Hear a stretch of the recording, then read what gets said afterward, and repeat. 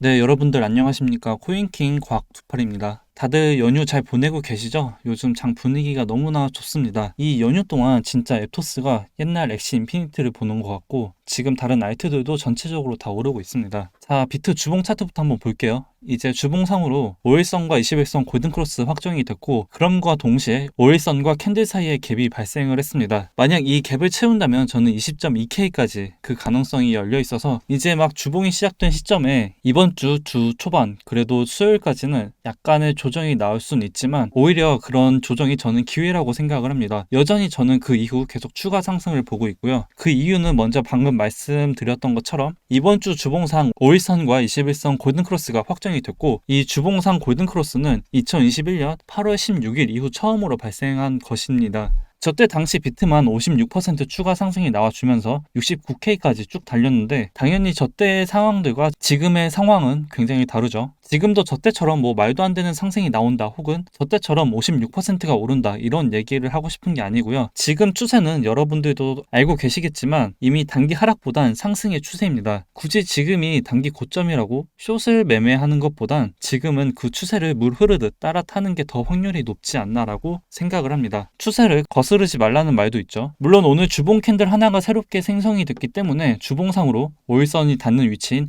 20.2K까지 조정 가능성이 열려있긴 하지만 아까 말했던 것처럼 아래 꼬리를 만들면서 말아 올린다면 저는 의심을 하지 않고 계속 추가 상승을 보려고 합니다. 이제 화면에 보시는 이 차트는 비트 6개월봉 차트인데요. 여전히 이 5일선과 캔들 사이에 갭이 존재합니다. 저 5일선이 닿는 위치는 28K 부근이고 올해 초 처음 영상에서 제가 말씀을 했던 것처럼 저는 이 관점으로 계속 1월부터 6월까지 기회의 시간이라고 생각을 합니다. 지금도 변함이 없고요. 닷컴 버블 때도 서브프라임 모기지 사태 때도 코로나 팬데믹 때도 항상 하는 말이 있죠. 지금은 그 전과 다르다. 이번에도 마찬가지입니다. 이번에도 그 전과 다르다라고 하고 있지만 항상 이번에 달랐던 게 결국은 그때가 기회였고요. 이번에도 마찬가지로 정말 많은 사람들이 이번엔 다르다고 합니다. 그러한 주장을 하는 분들의 말에 동의합니다. 저 역시나 이번엔 다르다고 생각을 하는데 하지만 그러한 하락이 10분 뒤에 올지 1시간 뒤에 올지 뭐 1분 뒤에 올지 내일 올지 다음 달에 올지 아무도 모르죠. 그냥 이번에 다르다라고만 믿고 있으면 지금 오르는 것도 안 된다고 생각을 합니다. 그게 언제 올지는 정말 아무도 모르고요. 나중에 결과로 봤을 때만 알 수가 있죠. 사람마다 매매 성향과 접근하는 방식이 다 다르기 때문에 어떤 게 맞고 어떤 게 틀리고는 없다고 생각을 합니다. 저 같은 경우 기회는 찾아오는 게 아니라 찾는 거라고 생각을 하기 때문에 지금의 기회는 단기간에 조금이라도 시드를 불릴 수 있는 기회라고 생각을 하고 있고 저번 CPI 발표 이후부터 저는 그동안 계속 하락을 한다면 그게 기회다라고 봤습니다. 이렇게 생각을 하지 않는 분들은 그냥 조정이 올 때까지 맘 편하게 기다린 다음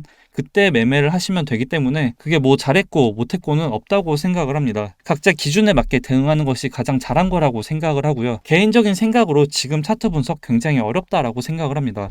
앱토스 월봉 차트 보면 이게 분석이 가능할까요? 지금은 기존에 경험했던 걸 토대로 대응을 해야 한다고 생각을 하고 있고 큰 틀이 아닌 어설프게 5분봉 같이 짧은 봉을 보면서 차트 분석을 하는 것보단 오히려 무지성으로 접근하는 것이 더 맞을 수도 있다고 생각을 합니다. 그렇기 때문에 지금 이런 상황 놓치지 말고 이제 경험과 수익 둘 다 챙기셨으면 좋겠고 지금 손실 또는 손절을 하더라도 절대 실망을 하지 않으셨으면 좋겠습니다. 정말 이런 경험은 돈을 주고 살 수 없는 경험이라고 생각을 하고요. 천체의 움직임을 계산하던 뉴턴도 어려워하고 실패한 게 바로 주식 투자 매매입니다. 이러한 천재도 어려워하고 실패를 하는데 여러분들도 이제 자책을 하지 않으셨으면 좋겠고 이런 경험을 토대로 분명 더 성장하실 거라고 믿고 있습니다. 그리고 지금 미국의 부채 한도가 상한선 도달했다고 합니다. 이런 뉴스를 보면 이제 다들 악재라고 생각을 하고 있고 또 미국 부채가 상한선에 가까워졌을 때는 늘 그랬던 것처럼 의회에선 한도를 늘리는 식으로 법을 개정을 했었습니다. 이 법이 1939년 국가부채 한도 제도를 도입한 이후 그 이후부터 부도를 낸 적은 단 한 번도 없었고요. 만약 여기서 법을 개정하지 않으면 우리가 아는 디폴트라는 것이 발생을 하게 되는데 이번에 옐런 장관이 디폴트를 피하고자 다시 한번 특별 조치 시행을 시작할 예정이라고 언급한 바가 있습니다. 사실 이 부채 한도 상한권에 대한 부분은 2021년대에도 얘기가 나왔었죠. 이때도 부채 상한선 도달을 추가로 해주냐 안 해주냐 굉장히 시끄러웠고 이걸 안 하면 미국은 이제 디폴트로 쉽게 말해 망한다고 난리였었는데 결국엔 다 해줬습니다. 1939년 이후로 한 번도 해준 적이 없어요. 이번엔 다르다라고 생각을 하실 수가 있는데 정말 단순하게 생각해보면 될 것 같습니다. 과연 미국이 망하기 무난하게 그대로 냅둘까요? 아니면 그대로 가만히 있을까요? 이번에도 마찬가지로 항상 등장하는 이번엔 다르다라는 공식과 함께 주식이든 암호화폐 시장이든 공포감 조성을 하며 분명 흔들 겁니다. 옛날에도 항상 나왔던 이슈들이었고 문제였고 악재들이었습니다. 내용도 바뀐 게 없어요. 이걸로 분명 상한선 상향 안 되면 미국의 디폴트가 빠진다, 미국이 망한다라고 하며 기사가 하루 걸러 쏟아져 나올 거고, 그럼 또 이걸 본 개인 투자자들은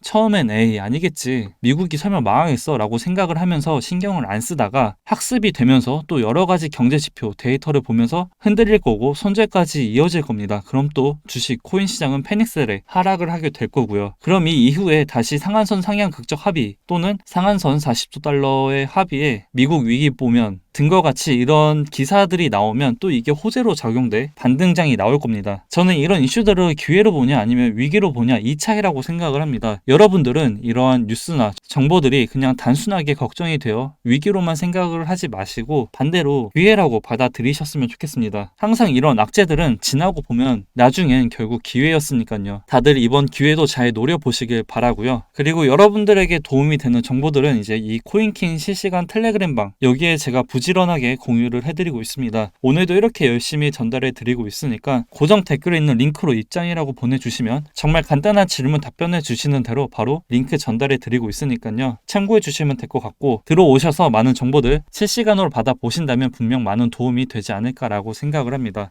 제가 준비한 내용은 이제 여기까지이고요. 다들 연휴 잘 보내시고 저는 이제 다음 새로운 소식을 두고 다시 찾아뵙겠습니다.